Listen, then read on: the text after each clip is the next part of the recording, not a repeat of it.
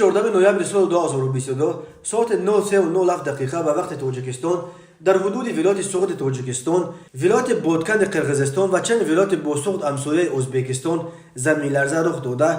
ساعت 06:36 دقیقه زمین در این منطقه دو بار لرزیده است. نهادهای زلزله‌نگاری تاجیکستان هنوز در این باره اطلاعی ندادند، ولی وزارت حالتهای فوق‌العاده قرقیزستان و مرکز پیشبینی زمین لرزه‌های وزارت حالتهای فوق‌العاده ازبکستان خبر دادند که مرکز این آفت طبیعی در حدود تاجیکستان جایگیر شده است.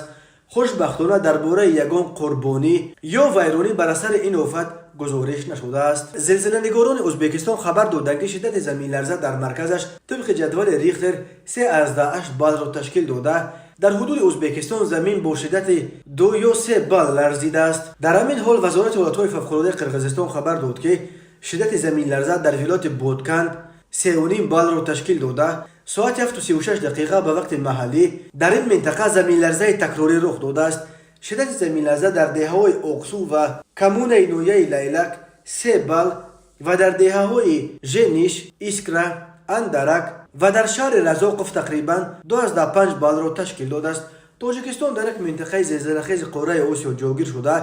هر سال در قلمروش صدها زمین جنبش ثبت می شود.